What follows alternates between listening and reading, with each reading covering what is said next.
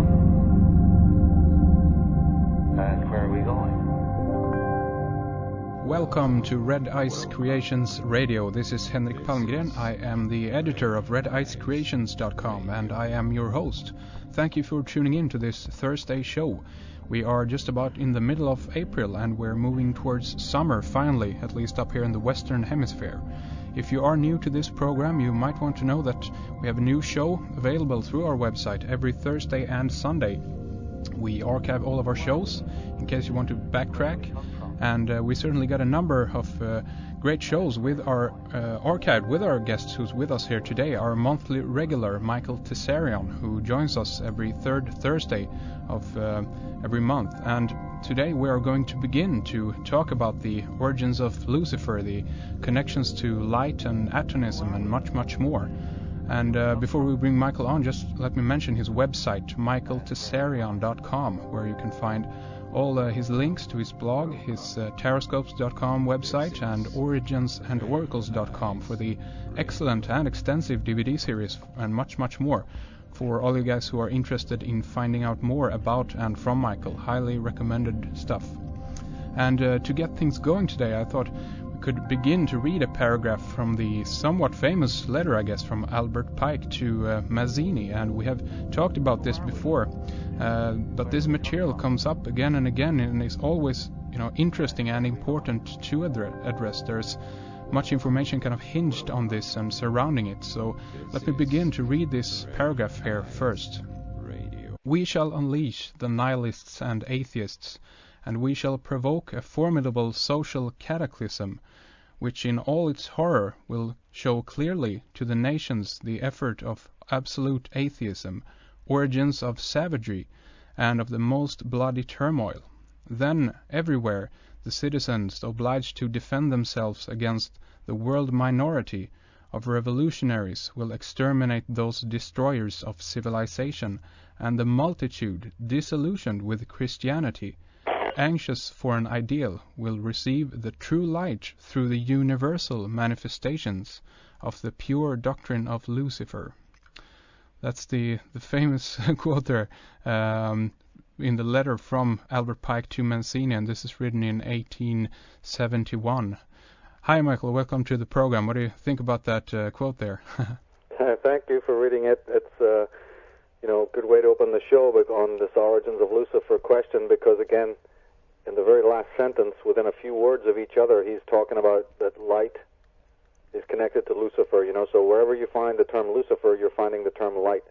And it's very important to realize that Pike is a man who, like so many people who are standing on the threshold between the seen and the unseen, and the known and the unknown, and the apparent and the illusionary, this man understood that the Bible and so many documents of religion, they have several levels of meaning.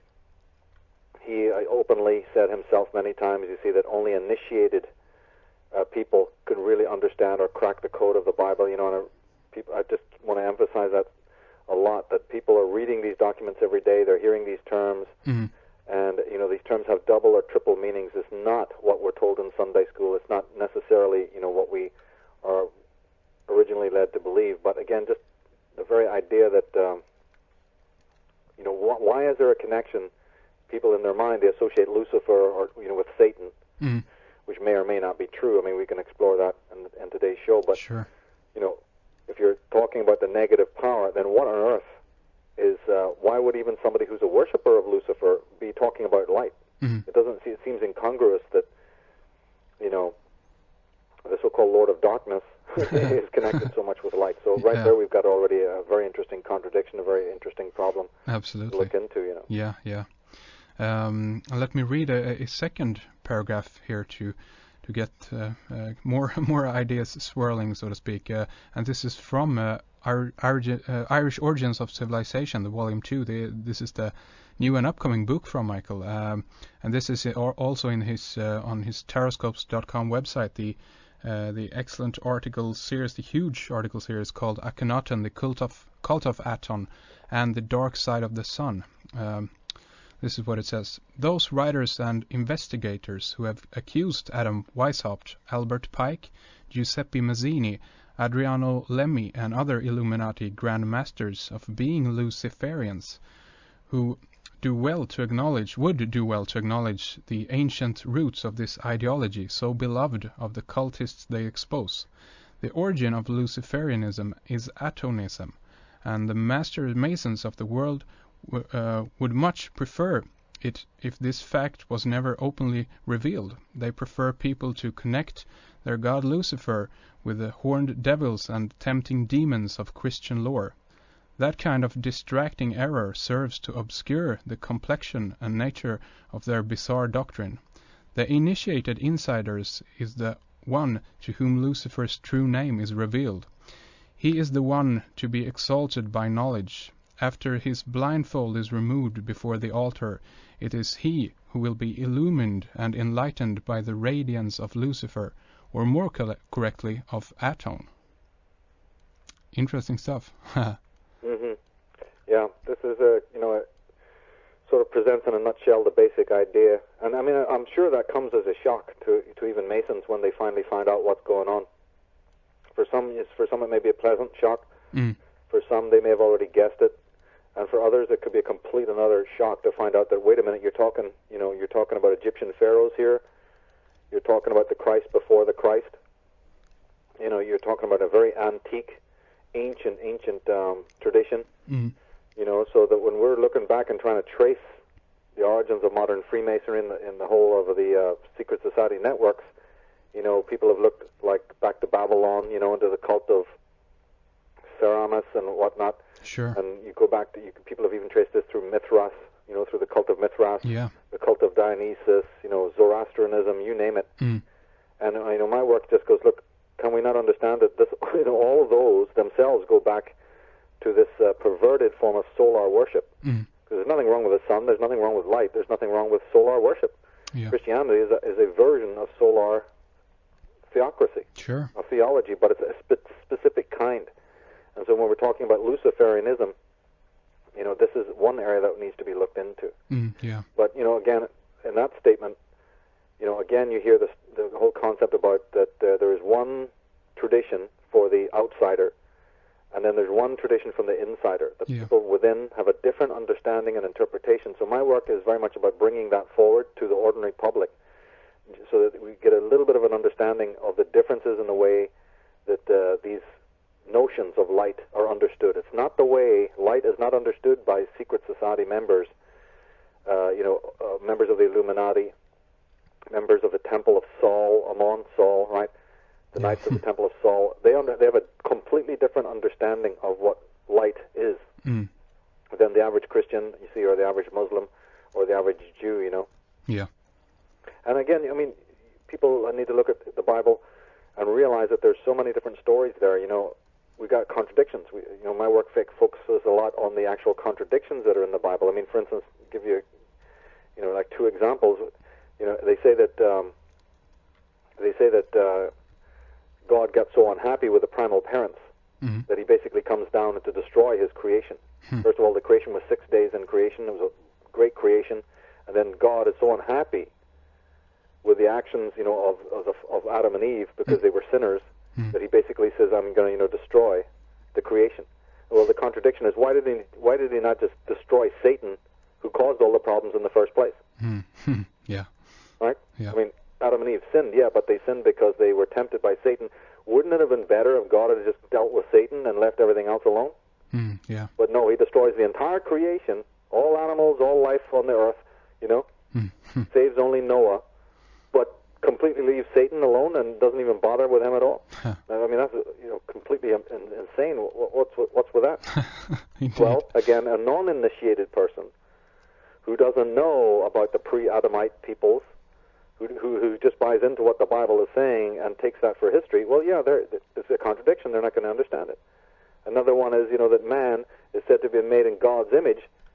Adam and Eve are meant to be made in God's image, but then, of course, that's contradictory because they're not made immortal. God, of course, doesn't die. He's immortal, but Adam and Eve are not immortal. They have a, finite life, and they're not around on the earth today. They died. So right there you have another contradiction in the Bible. And then there's hundreds of these just within the book of Genesis. Oh, yes. So So again, people can either, be cynical and throw the book across the room and say, okay, I'm done with that, I'm an atheist. And I do not agree that that is a intelligent action, which is you find in the world a lot today. Yeah, people sure. have to realize, no, it's not because the Bible is written by idiots. It's because it's written, in code.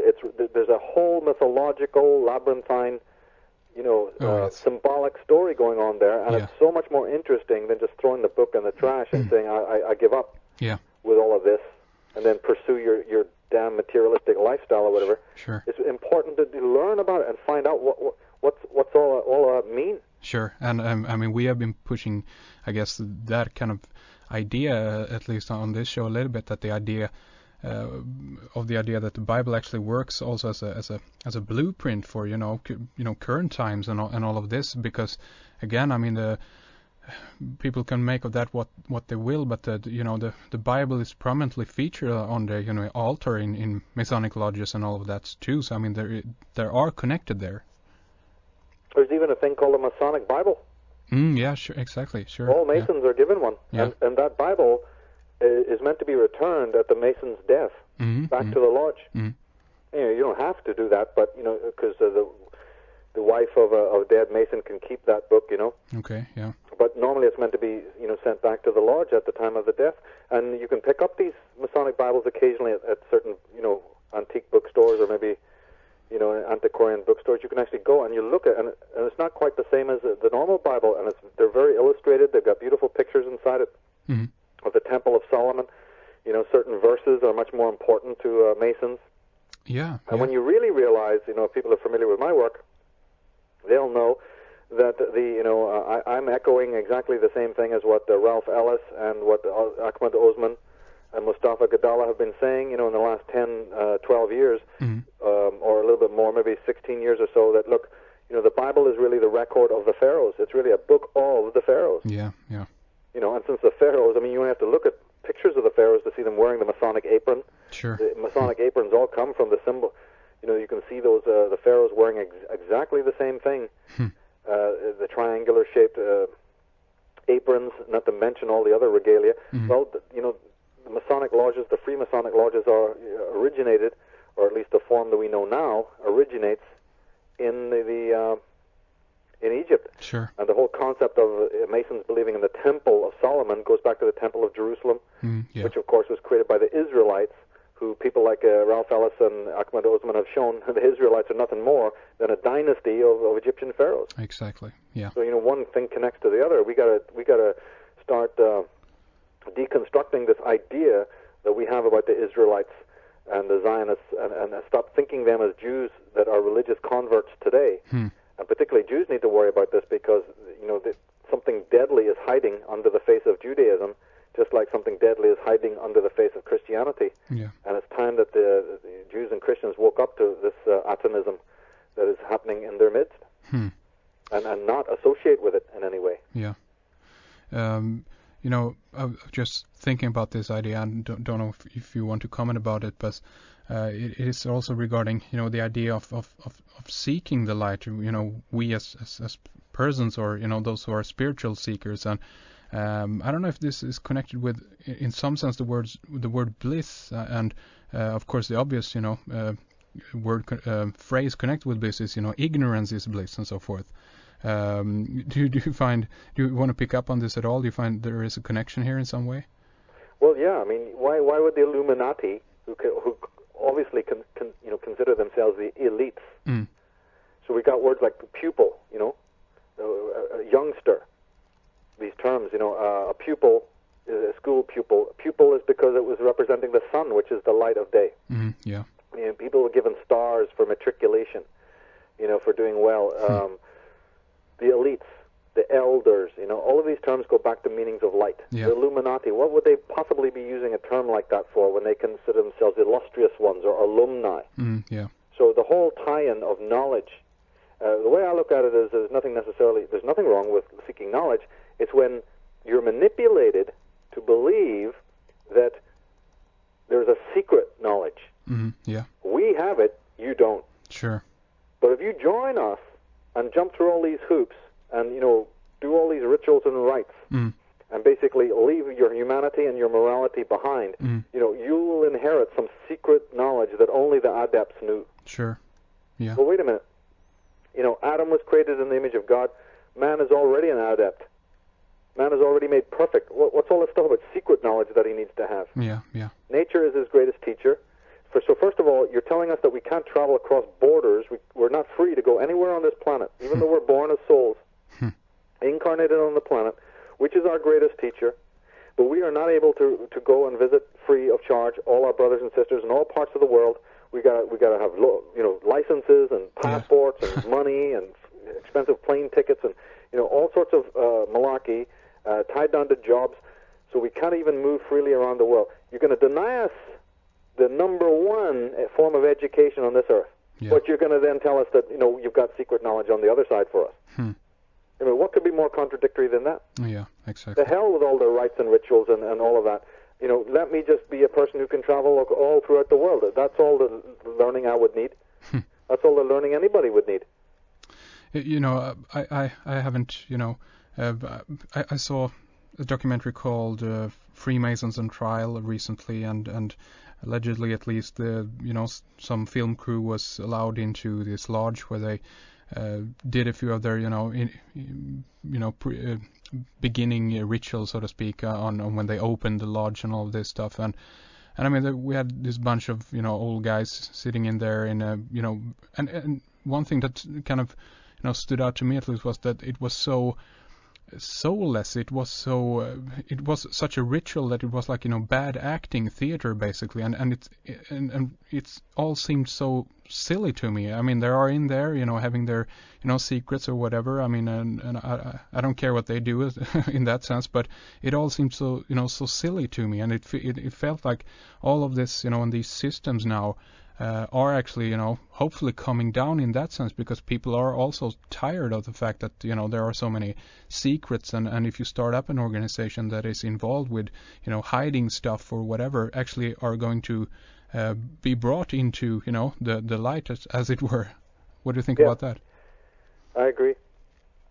I don't, even if there's knowledge there or not, really at the end of the day, it doesn't even matter whether there is secret knowledge or there isn't secret knowledge. Yeah. But the idea that one group of men tell another group of men, you are nothing and you got to be, we are in charge now of your destiny. You see, I take exemption to that.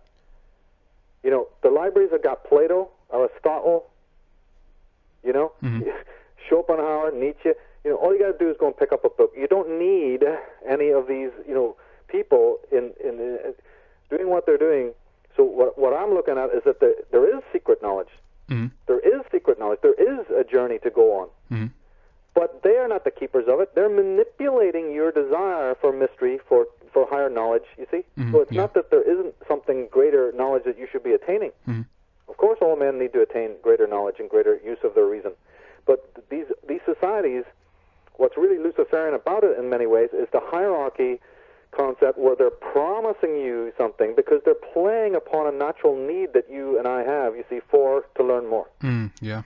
therefore it's a kind of a seduction. And through this seduction, see, you don't know until the end. The beauty of it is it's like a labyrinth. You don't know until you've gone around the next corner what's waiting for you.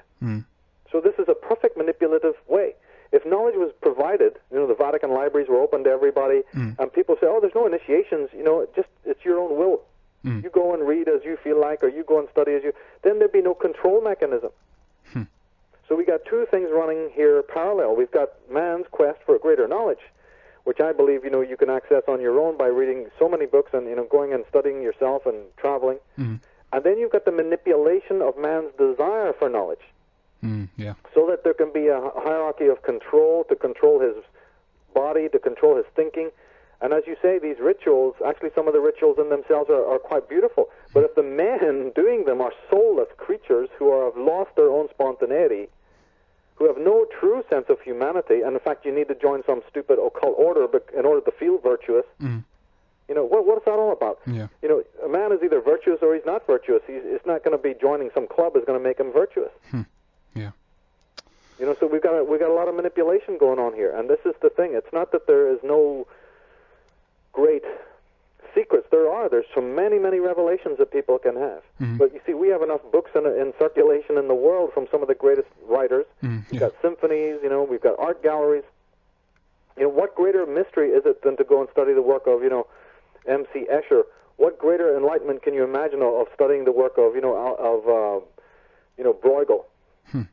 Peter Bruegel the Elder. I look at the artwork of Peter Bruegel the Elder, and I'm in heaven. I'm being enlightened. I mean, just by studying that man's art. What do I need from secret societies? Yeah, sure. So there's the whole thing is that you are your own chapel, you are your own temple. People need to get into that and stop looking for it outside. Yeah, sure. I totally agree. How about the idea, that when these lodges and so forth first was created, it was because they and their knowledge in that sense were actually, they were being hunted down, so to speak, and actually fleeing from all of this. And I guess that we now then are in this, turmoil, this period when we actually can, again, freely, at least to some sense degree, talk about information and so forth and have access to information.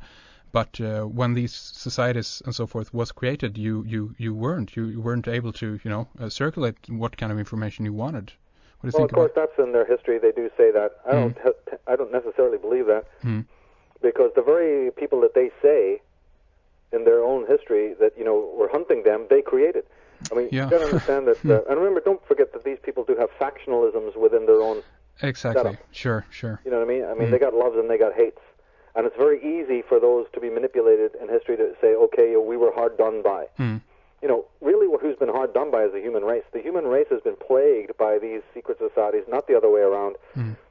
Yeah. And even though they've had skirmishes amongst themselves and they've had breaches and they've had, changes of status quo and whatnot, I wouldn't worry about it. These people are very, very powerful. The kind of atomism that I talk about that I believe is true Luciferianism, of which Christianity is but a part, is but a tentacle. They're the ones who are going around, causing all sorts of trouble. They've been causing all sorts of trouble in the world. It's not so much that they've been hunted. They're quite the contrary. They're very, very powerful. These are people who are, ruling the show from the greatest seats of power in the world. Now, they have grudges. They keep long grudges. So there's no doubt about it that they often take out certain people that are members of their own societies because of certain breaches or certain changes of allegiance. Yeah. We all know that kings, and these people are megalomaniacs. So they're very easy to rub up the wrong way. And they don't tolerate, you see, anyone, breaching any of their codes. So, the Kennedy family, they can be part of the superstructure, but they can also be disciplined and murdered. Sure, yeah, exactly. When the case, comes to, Lady Diana Spencer, I believe that was an assassination. Obviously, she's high-ranking. Her family is a very high-ranking. Within these orders, going all the way back to Queen Elizabeth I, but yet they saw fit to take out that individual because you may be, they have rules. They have very strict rules within their own order about conduct and what you can and cannot do. Sure. And they have to send very strong messages to other members, you see. Yeah. This is like any secret society. I mean, if it's good enough for the mafia to go and kill their own, bosses when it suits them.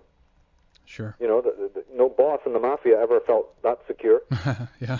The only way they felt secure is by going killing everybody else. Well, it's their enemies. So it's exactly the same way further up the spectrum. Sure. It's only the people at the very, very top. There's the very, very senior ones who are hidden. Why they're called hidden is because even members within their own order don't know who they are. Yeah. They're secure, yeah. It's like the European Union right now. European Union, behind the Union, the people officiating out of Belgium, is a very secret group. Sure. I mean, this is known in politics, my God. We're not even talking secret societies here. Yeah. Ordinary politicians know that the MEPs in Europe are being guided and controlled by a hidden elect of non-elected, right?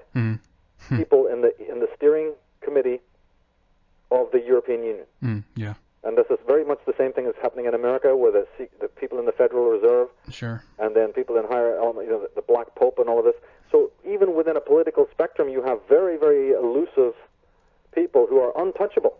Sure, and all the advisors and these kind of people sit up there and no matter who the politician on the front, they change back and forth within or every few years, but the advisors in the back they remain the same basically. So. And they can be taken out if they should go over to the other side, or they should try to feather their own nests too much, or try to get too big for their boots. Sure.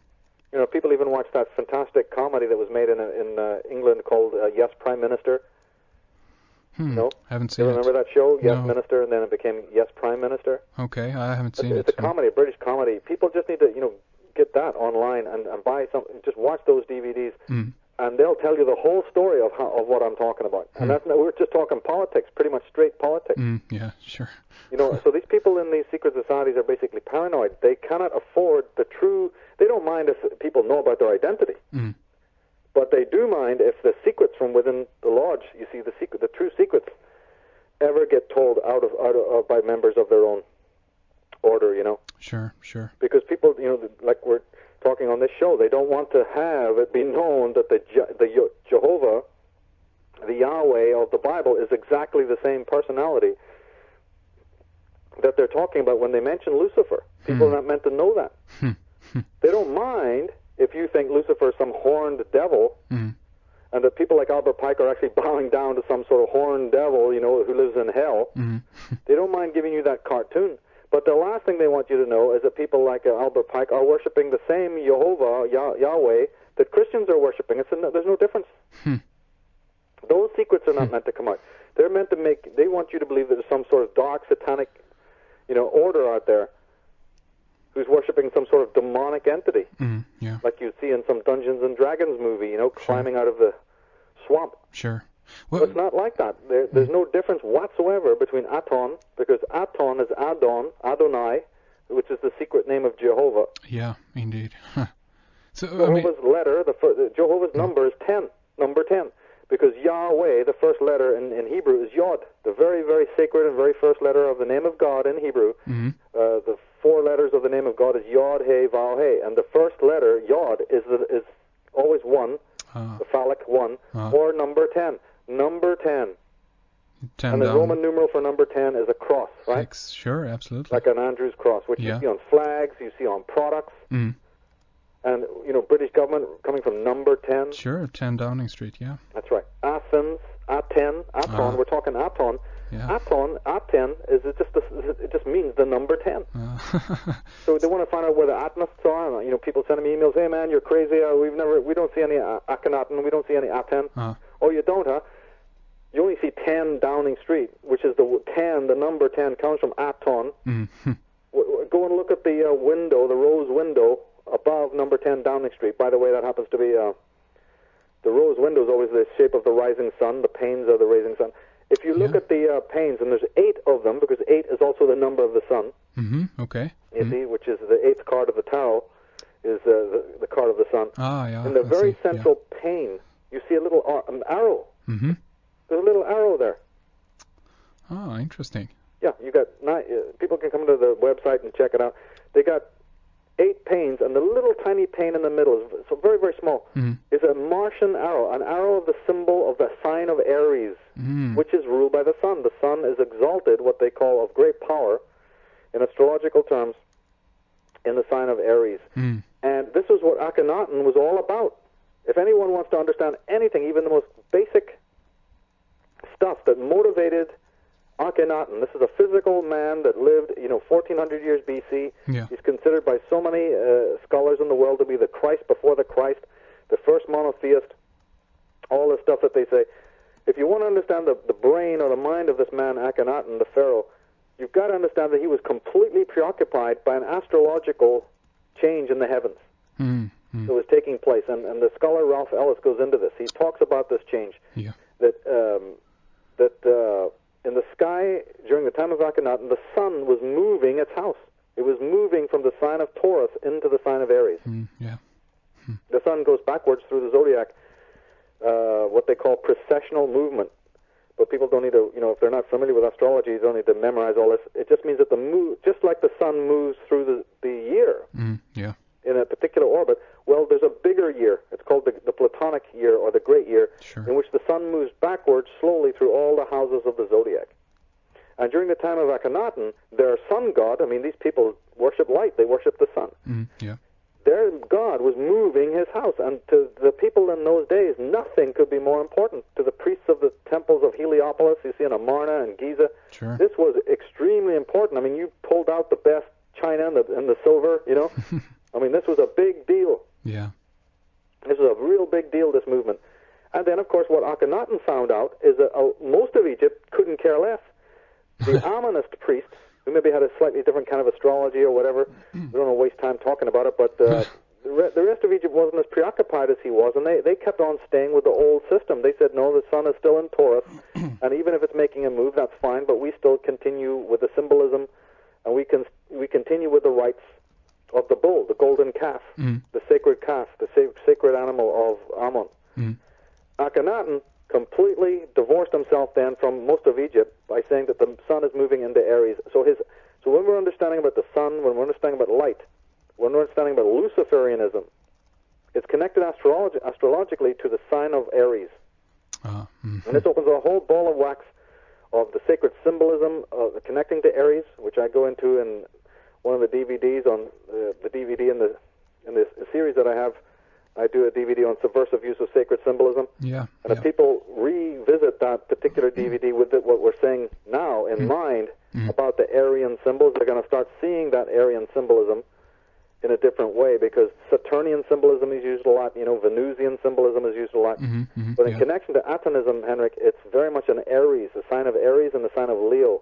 Fire signs are very, very important to bear in mind. And Akhenaten himself was preoccupied by this move into the sign of Aries. And the sign of Aries, as any astrologer knows, is ruled by the planet Mars. And you see the little arrow of Mars above the door at 10 Downing Street. It's all Atonistic symbolism. Fascinating. That's amazing. Yeah, because I've been wondering about that. And of course, to me, you know, in that sense, the 10 also connect with the 1 and the 0 and all of this stuff going into the digital age and all of this. But that is definitely a fascinating story. And by the way, I just wanted to sneak this in here before we carry on here. Do you think that the universe, as it were, kind of favors people in a sense, I guess spiritually or whatever you want to choose the term there, but favors people who kind of are in tune with these changes, so to speak? Yeah, because you see, most communication of a non-linear nature takes place by way of symbolism. And so people who are symbol literate, they don't have to be good people. In fact, the problem why I work in the field that I do is because I'm sick and tired of the fact that the people who are more symbolically literate are what I would consider the negative people of the earth. You know, you've got to do something about that. You got the worst people in the world, the most virtuous and the most immoral and the most anti-human people, but they're the big brains. Well, you know, that's really stacking the cards against the human race. That has got to change. You know, I don't have too much faith in the human race, but I'll still work, you know, to do what I can, because that dynamic has just got to change. You can't have occult knowledge in the hands of immoral people. Now, yesterday, you know, in ages gone past, you didn't have occult knowledge in the hands of evil people because you had a shamanic class of people who would take care of that, who would make sure that that you didn't matriculate. A person who had immoral traits would have long ago been taken care of. We're walking loose. We have a situation in society where there's no filters. There's all the shamans are dead and gone. All the druids. All the priests of light are gone. So of course there's nothing barring scheming and anti-human, people from getting access to occult knowledge. Sure. So, my work is to try and say, look, people of the world, you got to change this dynamic. Start waking up. It's a very interesting study. And, there's so much to learn and so much to get inspired by. And also realize at the same time that, you've got a fight on your hands here, because the people who are using symbolism, the people who are tuning in to what is these archives of knowledge, they don't mean you well. And you're going to have to, sort of find out and use the tools of occult knowledge, in order to know your enemy and to do something about it. Yeah, indeed. I just wanted to also ask you in regards to, I guess we could call it channeling or the search for light or the fact that Akhenaten might have been, in some sense connected with this, but this is a topic that has been fascinating to me in the last few months here, and this is about what is known as the Nine, or the Ennead, which of course is the Egyptian, the 9 forces of the world and all this. Do you go into this at all in regards to that? Yes, in fact, that connects to the Kabbalah. You see that this is one of the Kabbalistic system is also based on 9 or 10. Yeah. Spheres of light, and it connects very much to the idea of Lucifer. Even Jesus is meant to have said in the Bible that he saw Lucifer falling from heaven as a lightning flash.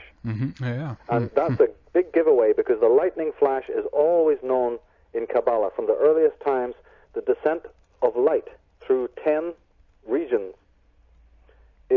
was known as the lightning flash. Yeah. And it's a very, very, very fascinating story about why that should be. And each of those zones through which the light falls in the Kabbalistic system was given over to a different god. And of course, in the Egyptian scheme, they had the all-pervading Atum, you see, or Ta, depending on what school you came from, And so they had an Ennead, or they had a triad.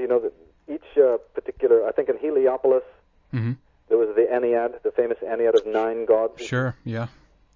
So, in fact, the Bible, the books of Genesis, are all based on the mystery school traditions of Heliopolis and Hermopolis.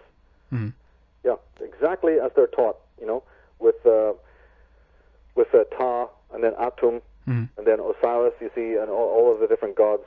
It's a whole study in itself there. Sure, but in Luciferianism, it's very important that this transition of light from the top to the bottom, from the 1st to the 10th. Again, then we have 1, 0 again. Exactly, yeah. Or we have 0, 1, 0, whatever way you want to look at it. Yeah. Actually, it's 0, 1 to 1, 0 is 1 to 10. Because the 1 comes out of the nothing. Yeah. So 1 is really properly said 0, 1. And 10 is 1, 0. So it's 1 takes birth from the nothing, or the 0, or what they call the pleroma. And then 1 goes back to the pleroma at the end of the cycle. And of course, this would have been... In fact, that's why a 9 looks like a 9. A 9 is a 1 that's curving or bending around, trying to become a circle again.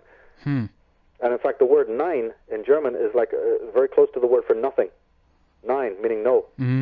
Oh, I see what you mean, yeah. See, like neuter, to say no, to have nothing again.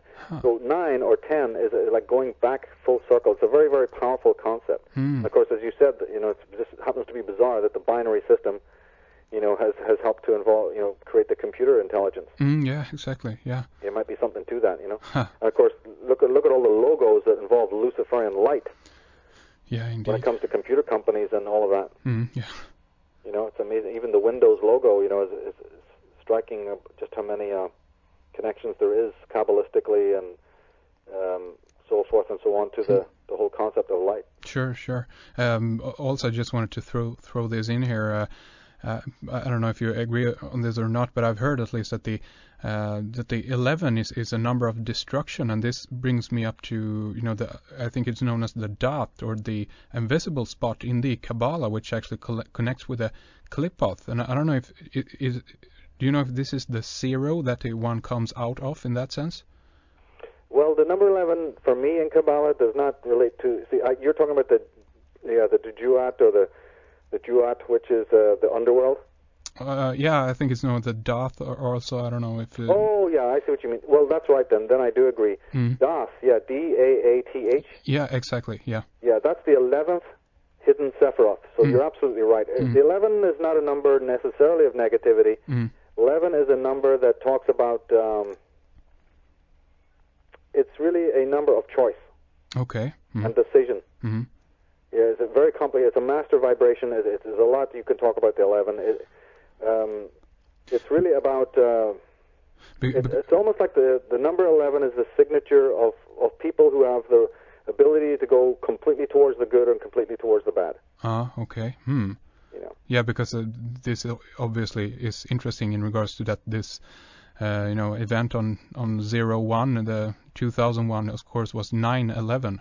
The World Trade Center disaster. So some numerology right there. So Well, see, the 11 in the tarot is connected to justice. It's a card known as justice, and that is always about judgment.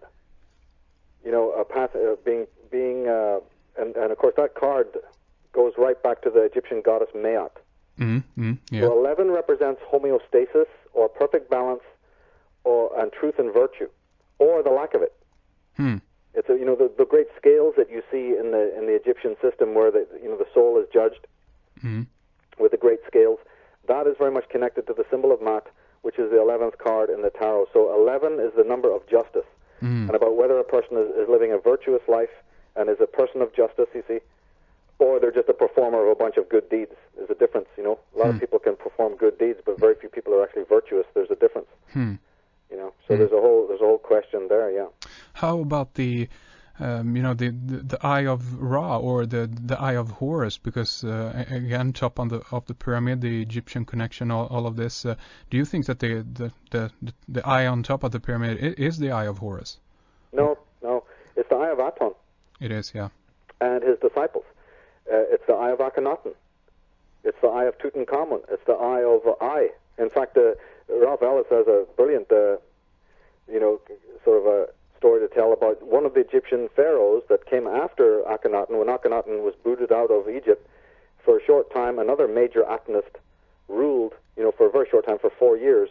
It was actually, I think, the uncle of Akhenaten, and his name was Ai, like your eye. So Ralph Ellis claims that the eye at the top of the pyramid. I don't know if he addresses the eye itself at the top of the pyramid, but when I read it, I immediately thought that eye is literally the Eye of Ai, because the guy's name was Pharaoh Ai. Yeah. It's also pronounced Aya, A-Y-A. Okay. But that word meant the physical organ of sight. So that eye at the top of the pyramid is absolutely not to do with Ra. It is not to do with Horus. It is not to do with Osiris. It's very specific. We have too many people, in the West who know very little about Egyptian mythology, but then they see the pyramid and they go, okay, they need to be more specific. So I think it's good that people have realized it's an Egyptian symbol, but they need to go a little bit further and realize that, wait a minute, Egypt was 32 dynasties long. It lasted about 3,000 years or more. You got to be specific about what kind of symbolism you're talking about here. Yeah, sure. That is a very late symbol that came out of the 18th dynasty. It's literally, the eye of Akhenaten and his cronies, who were trying to build a new world order out of the old world order that they lost in Egypt. Do you think that the present day rulers, in that sense, see themselves as the people who actually have, are descendant in that sense from the Egyptians? Do you think that they draw this connection themselves? Oh, I believe they're bloodline connected. I believe that some of them are actually bloodline connected, and the vast majority, the ones we'd probably see on television or in the magazines and in the books, they tend to be ideologically descendants. Okay, yeah. It's like the old question, in the Atlantis book of, what do you talk about when you mean the Nephilim?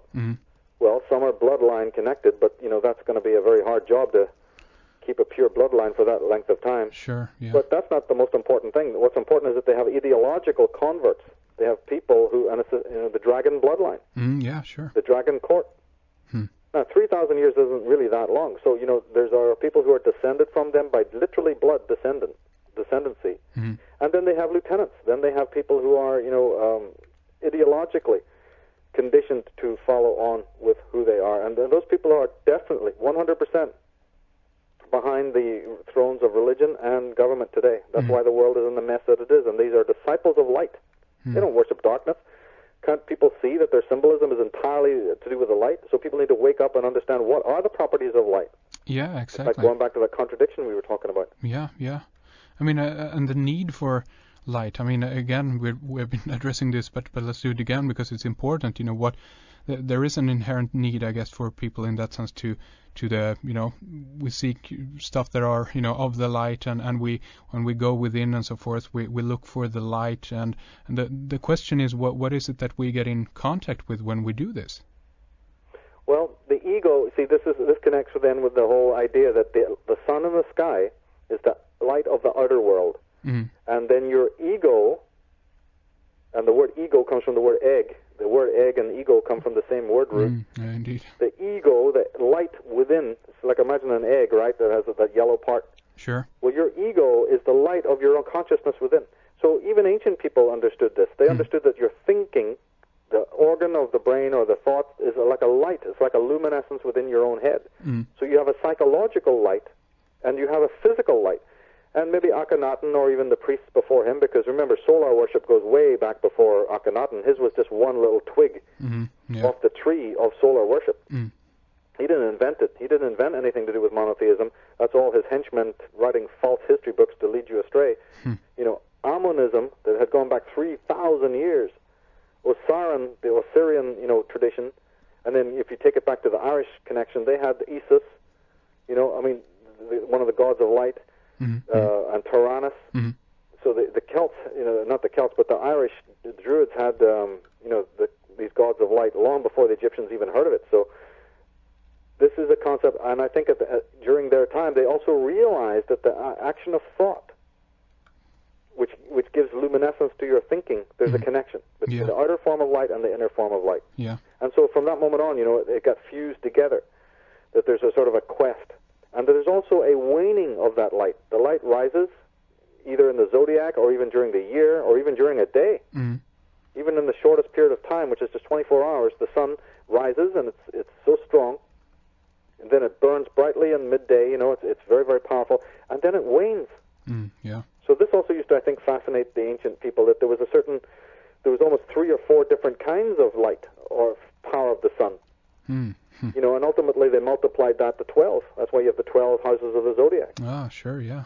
You know, and then the Egyptians, some Egyptian schools even multiplied that further into 36 signs of the zodiac, which is what I go into in my online mystery school. We talk about the meaning of the 36.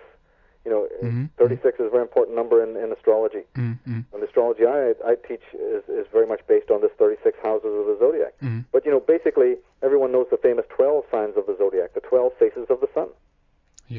And the 12 is based on the primal 3. The 3, you know, like all trinities, Rama, Vishnu, Shiva, you know, Bel, Tyrannus, and Isis. You know, you name it. All over Egypt, they have the triads and the trinities. Sure. Interesting. So 3 and 8 and 10, these are all very important numbers to these people of the solar cult. Sure. But one thing is also don't forget that they were brilliant observers of nature, and ultimately the Luciferian concept comes. I tie in for the Atlantis book that the fall of Tiamat, the planet that I refer to as Tiamat, but that also has been referred to as Lucifer.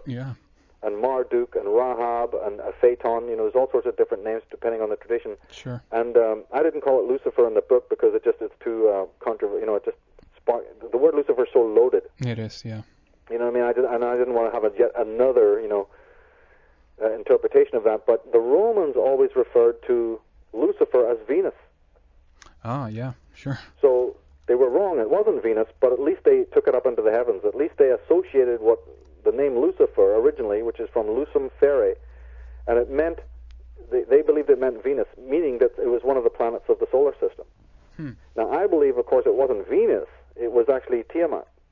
That has also been called Phaeton and also has been called Lucifer. And the actual imagery that is spoken of in the Bible and many other traditions about the falling serpent or the falling angel, you see? There's so many mythologies all over the world that talk about the one who falls from heaven.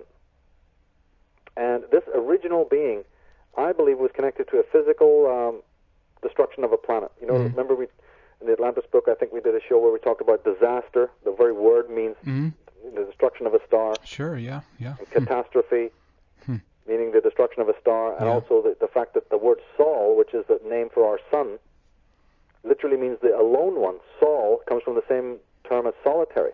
And solo. And Luna is very close is exactly the word where we get our word alona, alone. Sure, yeah. So why would the ancients then be saying that their sun and their moon are called the alone ones? It almost presupposes the fact that once they were not alone. And then you check out a mythology and you find out, my God, there was a second sun up there. And you want to become specific about it, well, it wasn't actually a sun, it was a very large planet that was highly radiant. Well, that planet was destroyed. Now, I'm the only scholar in the world that believes that the destruction was not, natural. You'll have a lot of people who have written about this, from Zachariah Sitchin all the way back to Cummins Beaumont and Manuel Velikovsky, Alan and Dallaire, the list goes on. But unfortunately, the difference with my work is that I don't believe that was just destroyed by some comet, or some natural action. In my work, I talk about that it was humanoid in destruction. But if we leave that aside for now and just realize that this planet was known as Lucifer, and the destruction of it, and the shards or the remnants of this planet, and this utter destruction, creating the asteroid belt, and much of the destruction on other planets like the Moon, and also on Mars, all this havoc that can be seen there. Well, the people on our Earth saw this, fiery planet destroyed and fall to Earth. It appeared to fall towards the Earth. And this is where you get the idea of the fallen one. The fallen, somebody that was once a beautiful angel. Remember in the Bible it says, I think it's in Isaiah, when they describe Satan or Lucifer, they very much talk about, it's actually in the book of Ezekiel, where that Lucifer is very beautiful. Indeed. Originally, before he fell, he's very beautiful. Well, this is a dead giveaway. That this is talking about a celestial, beautiful orb that then got destroyed and fell towards the earth.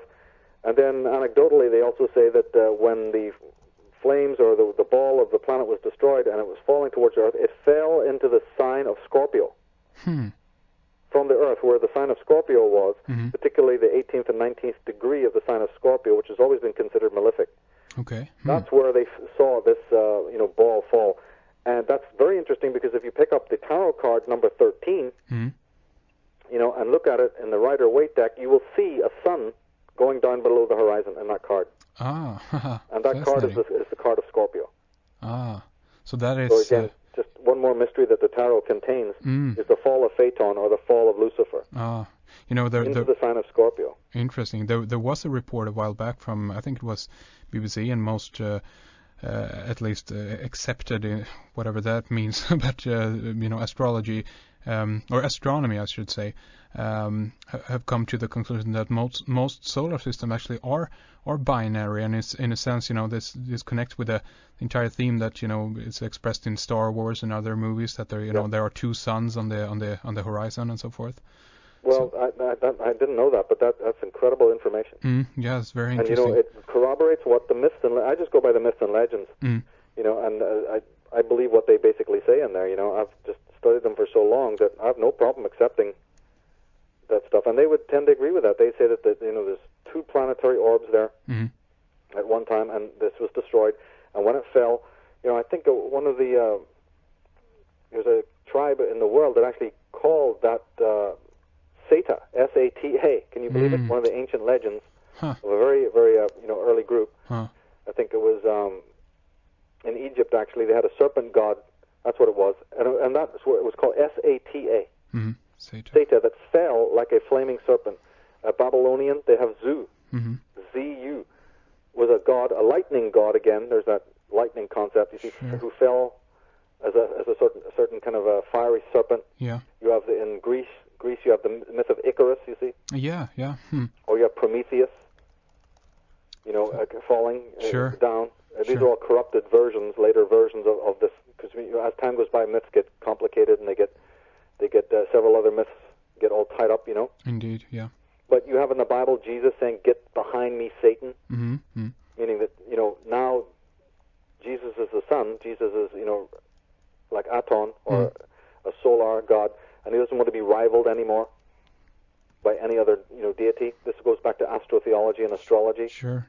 Of the heliacal risings, But you see, you turn to the Vedas. They mention the destruction of a celestial body. Ovid, Manilius. These are the Roman authors. Plato and Nonus of the Greeks. They talked about it. So there's a lot there. And the most interesting thing that I think needs to be understood is that why, again, remember one of those contradictions like we opened the show with? Why on earth if Lucifer is meant to be the god of evil, how come Jesus refers to himself as the morning star in the Bible? Sure, exactly. There you have it. And it's not just in one place, but I think it's in Peter, or 2 Peter, where he literally is describing himself as the morning star. And in Revelations 22, it's also, there's a connection made, and Jesus verbally says, when I am in the world, I am the light of the world. Sure. You know, and I am the bright and morning star. And yet, you know, they're telling you, the same Christians will then tell you, but wait a minute, that's connected to Lucifer. Well, it's because Lucifer was the title of all kings. Lucifer was not a name. It referred to the bringers of light, the bringers of knowledge. Even Mary Magdalene in the Gnostic Gospels is called bringer of light, a Lucifer, literally called a Lucifer, a bringer of the light. Lucifer is connected to the son of the morning, or the son of the dawning, as many of the texts say. Isaiah 14, right, describes, thou art fallen from heaven, O day star. I mean, there's even a Christian network called Day Star over in America. Oh, okay. Right? Interesting. But how art thou fallen from heaven? So they say, how are you that you have fallen from heaven, O day star, son of the morning? This is exactly how Jesus describes himself. And that you shall be brought down, it says in Isaiah 14, and thou shalt be brought down to the nether world, to the utmost parts of the earth, or to the pit. So, in other words, they're talking about something falling into the pit. But from that moment on, you see, in occult ritual, the idea is that the sun gods, or the great Christs, or the great initiators, you see, are representatives of that knowledge, that light that has fallen from heaven. So it's nothing negative, you see. This is what people have to understand. But the most interesting thing is not only that you have references of Jesus identifying himself as a Lucifer, but the word Lucifer has the syllable luce, L-U-C-E, in Old French. That meant fish. See, L-U-C-E, Lucy, in Latin, obviously, is where we get the word light. Yeah, sure. Like the girl's name, Lucy. Sure. But in Old French, lusa meant fish. Now, wait a minute. Fish? That's the symbol that, you know, that the Christians use for Christ all over the place. Sure, absolutely, yeah. So another connection comes to light. Apparently a contradiction until you realize what's going on here, that there's no difference between Lucifer and Jehovah and Jesus. You see, they're all connected because they're titles. And then somebody will jump in and say, well, wait a minute, that's brilliant, because Lucy, the word Lucy or locus, even the word in mathematics, loci or locus, and that brings up there's another dimension to the fish.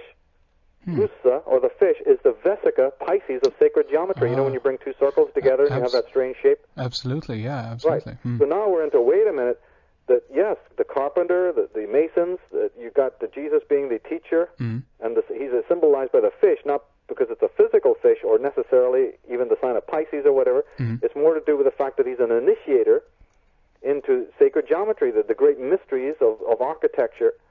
And this whole symbolism of the fish is well known to geometrists because it represents this famous vesica Pisces. I mean, even in Christian art, you see, you know, Jesus in that shape. Sure.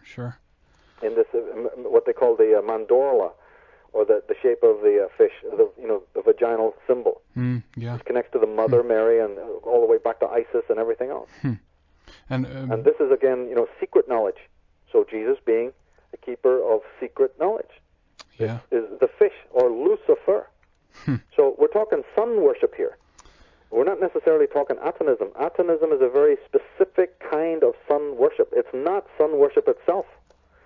So people have to realize that sun worship, solar cult, has been going on for thousands of years. Atonism was a particularly skewed version, and the kind of Luciferianism that might be critiqued today by Christians and others is Atonism, and it's a skewed form of solar worship.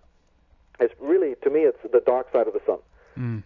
It's something of these other properties of light that people need to start getting with it, and to find out that there's other properties that light has. Light can conceal as well as reveal. Yeah, indeed, yeah. Light can blind and burn, you know, and that's what the Illuminati are calling themselves, the men of light, or the princes of knowledge, or the Luciferians, for a reason, because they know how to manipulate and use light as a weapon. And most people have not come to understand yet how light has been used as a weapon in our society, and how advertisements and television and just light itself in our culture, in the ambiance, the social ambiance, how light is used to confuse and to bedazzle and to drug, you see, and to kill even. Absolutely, and it is the blinding light in that sense. The blinding light, exactly. And the also, I guess that this is kind of connected with the idea of as we spoke about earlier, that this is the flame within, or the intellect, or the spark, or the intelligence that is in a sense connected with the archetype, I guess, of Lucifer in that sense. That's right. And that goes back to the concept that the inner Lucifer is your own intelligence, your own light. And we can become slaves of that knowledge, just like the Masons become slaves of the secret knowledge promise of hierarchy. Of course, everybody wants status within that hierarchy, so they're itching to become captains, and sure. So that becomes a very big lure, doesn't it? Yeah. Well, same. What's going on inside the average brain of most people? Tremendous desire for more knowledge. Yeah. I want to sit at the right hand of God. I want to have all the knowledge in the world. I'm gonna be the biggest brain. I'm gonna be a Mensa. Yeah. I'm gonna have all secret knowledge, enlightenment. Yeah. But there's no end to it.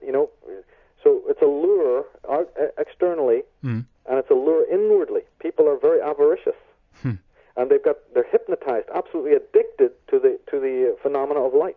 In the book, there's going to be a chapter on Luciferianism, and specifically dealing with this, about the eroticism, if you want to call it that, of light, and the whole idea that light is being used as a lure, and knowledge, people's pursuit of knowledge. It can become a most egregious thing. That they're gaining knowledge, but that knowledge is not actually spiritualizing anyone.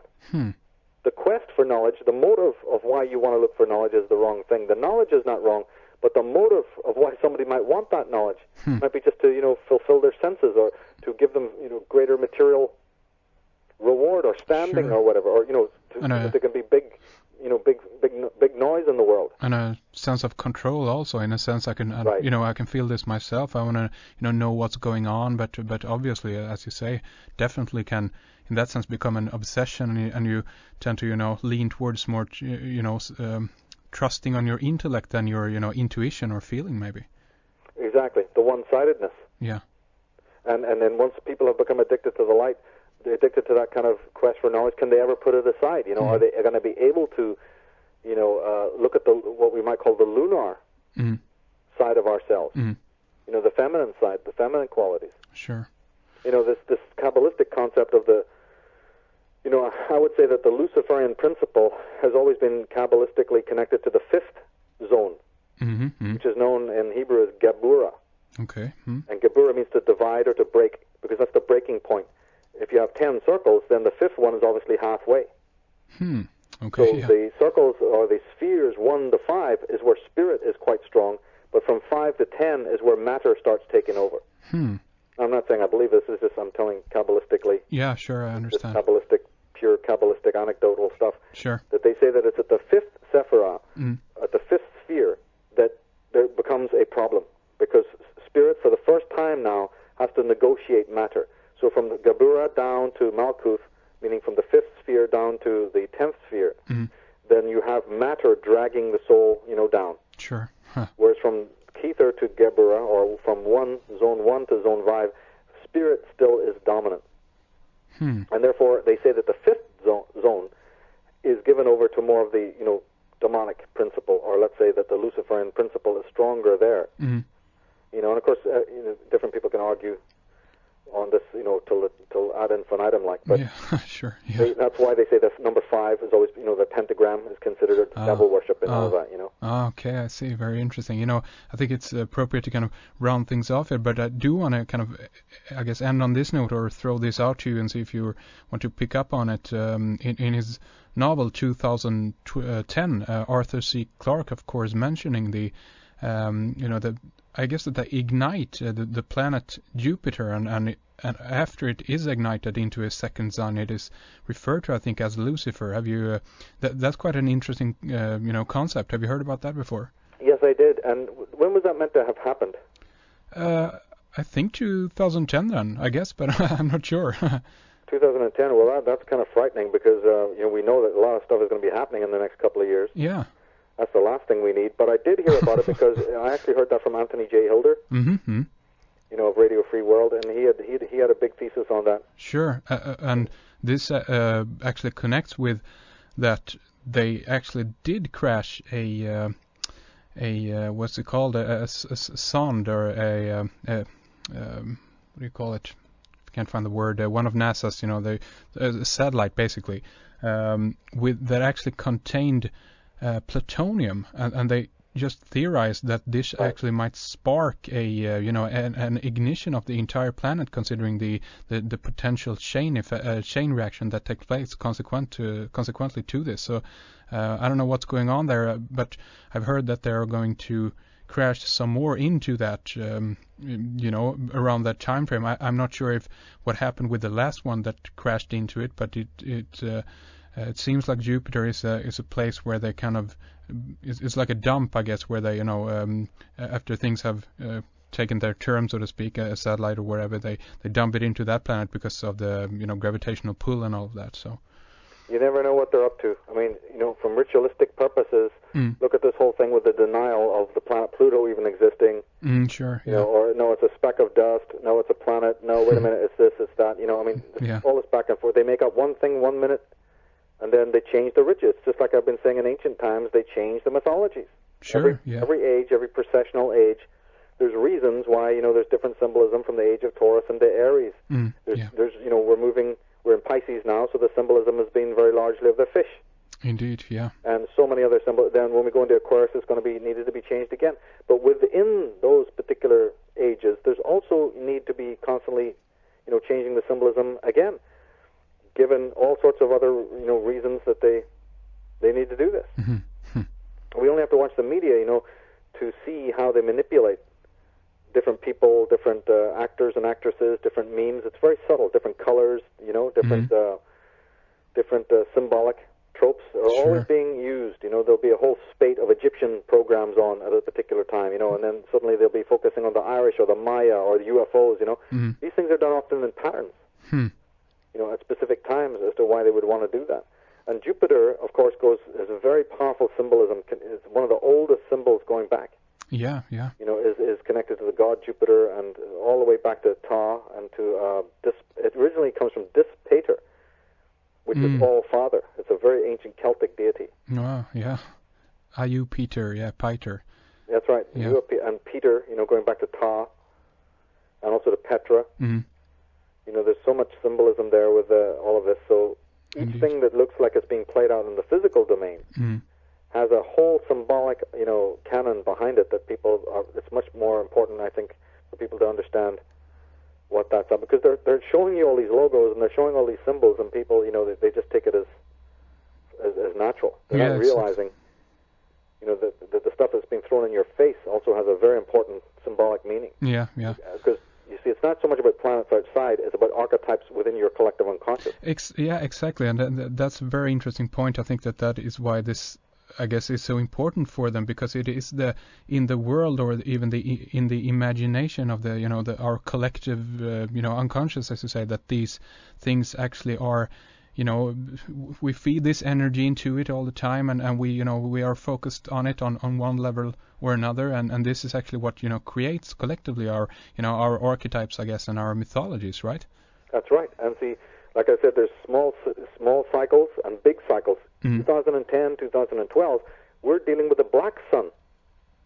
So, you have Atonism, you've got the worship of the sun up there, this one sun, and hey, there may have even been a second sun, Tiamat, Phaeton, Lucifer, whatever you want to call it. Sure. And if these people worship that as a god, and then that god fell to earth, they're going to say that Lucifer is on earth.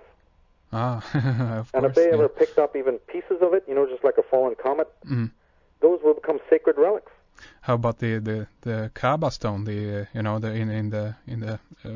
Saudi Arabia? That's not a piece of Phaeton. Exactly. Or Tiamat. Sure. And then in 2012 we go even higher up the ladder than that. The great galactic cycle is going around a orb, going around a central sun, known as the central sun to scientists, or galactic center to astronomers. But galactic center was always known as the black sun to occultists. Sure. Yeah. So there's many kinds of light. There's many kinds of, sun. And a lot of times these secret society guys are using symbols not just of the physical sun, which is kind of obvious when you see the sun as the sun is the sun. You can tell, okay, Aton there looks like the sun disk. But there's also symbolism of the black sun, like the Smithsonian logo and the swastika. Indeed, yeah. And there's even on Bracken House in London, you have the symbol of the black sun. And people will see this even on certain churches where it's not quite, or even Kodak. using like an eclipse. Exactly, and I mean that's a highly used to be and still are in a sense very I guess spiritual thing to actually witness a what looks like in that sense then a black sun or eclipse. I have this as a logo type thing on my website, and I mean it's fascinating to see, and that I guess in a sense is when the it actually looks like an eye coming alive when it moves, across over the sun, basically.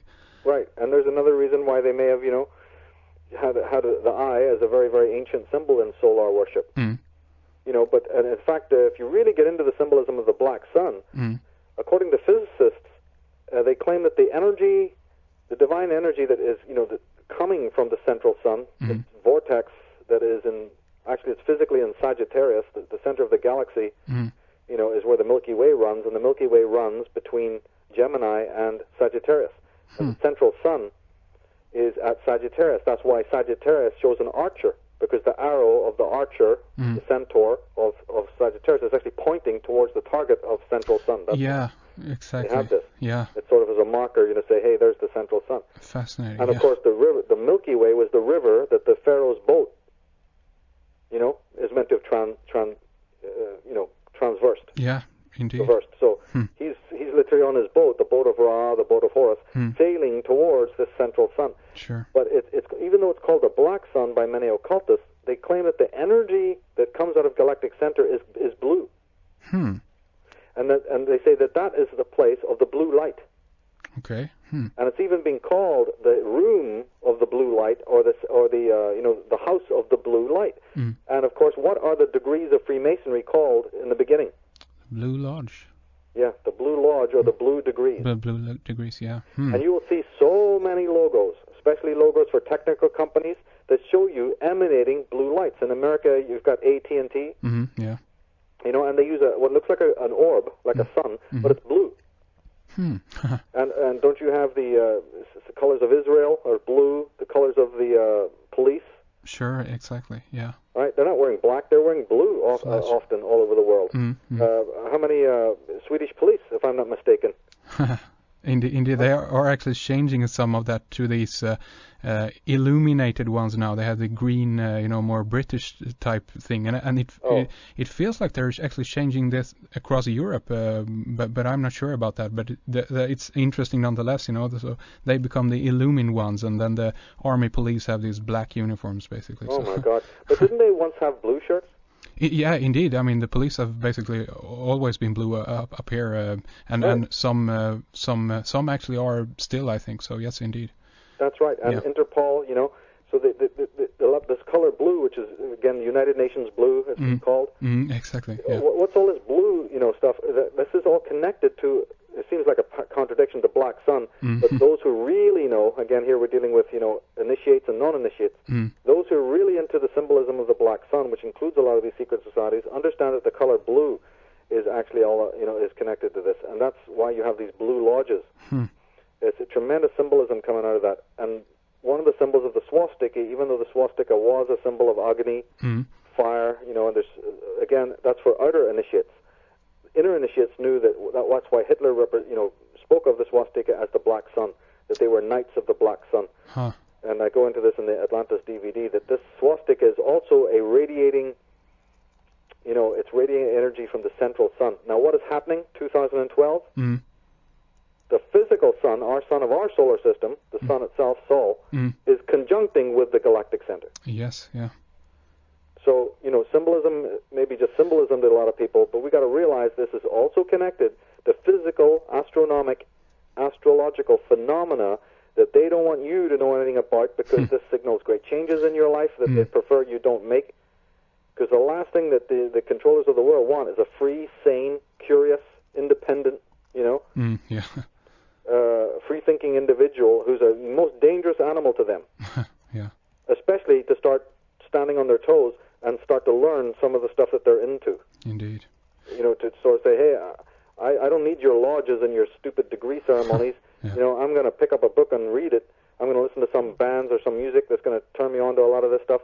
I'm going to find out myself. I'm going to use the internet. We don't need any of this hierarchy and this promise of sacred knowledge where my real identity and my real humanness is left in the gutter while I'm, making inroads up your, Luciferian hierarchy.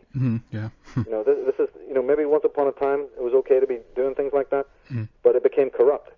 Every hierarchy is corrupt. The universe is not a hierarchy, it's a holarchy, as any scientist knows. It's based on a fractal system, it's based on a holographic system, it's based on a holarchy, and unless humanity gets back to this holarchy, which is not going to happen until these ego-based, drives are basically deconstructed. Man seeking after knowledge, seeking to be better, seeking to be greater, in a sort of an avaricious way. You can be superior, but be superior through knowledge that is your own effort is put into it, your own mastery, your own artisanship. Nobody's going to question that. Nobody's going to question that Rembrandt wasn't a genius, Yeah, he was, but he did it his own way. Yeah, sure, yeah. He didn't join some club, It's a glorified club. Yeah. As you say, that's sterile. It's almost a joke. It's like a facade. Yeah, exactly. It feels just stale and it's silly basically. I mean, it's incredible, And I just wanted to relay this before I forget the Hopi legend of the blue Kachina. That is very interesting in regards to the blue light that you were speaking about, and actually that might connect with the ending of the fifth age or fourth age, whatever that actually is, but. Again, that might be a relay or a connection that the blue Kachina actually might be our own sun, which actually are radiating the galactic central sun, the light from that. I don't know. It does. That's exactly. I'm glad you brought that up because it does. And look how important lapis was to the ancient Egyptians. Lapis lazuli and certain stones. The American Indians uses lapis a lot. The blue stone. So we're dealing with something very powerful here because of this energy. Indeed. And we all know that on the spectrum, ultraviolet. Yeah, exactly. When you move towards the blues and the violets, you're dealing with what they call higher frequency, spiritual healing energy, whereas as opposed to if you move towards the infrared, the lower frequencies tends to work with more pathogenic forces. Yeah, indeed. Yeah, it's a tremendous study, that. Yeah, absolutely, it's fascinating. Michael, I think that this is an excellent place to kind of round things up, I guess. As always, the discussion continues, and it's always fascinating to have you on, and we appreciate it very much. As always, I want to leave the last few minutes to you with your opportunity to mention your DVDs, your works, your books, and of course your website. Well, the concept of Lucifer is dealt with in the new book. And people can see excerpts if they go to taroscopes.com and then go to the astrotheology pages. There's on page 1 you'll see a link saying the Luciferians, Princes of Light. So it's right there on page 1, astrotheology, which can be found on taroscopes.com, and they can get a much deeper understanding of what we're talking about today. I think that's the only place I really deal with that. I mean, obviously I deal with the Tiamat thing at great length in Atlantis DVD. In your DVDs, yeah, absolutely, yeah. And people can find your DVDs by going to originsandoracles.com, and also, of course, your website, michaeltsarion.com, that has links to all your other websites and your blog and so forth. So that's what people need to check out. With that, let's say thanks for this time, Michael, and we will speak again soon. Absolutely, Henrik. Thank you very much. Thank you. Well, if you think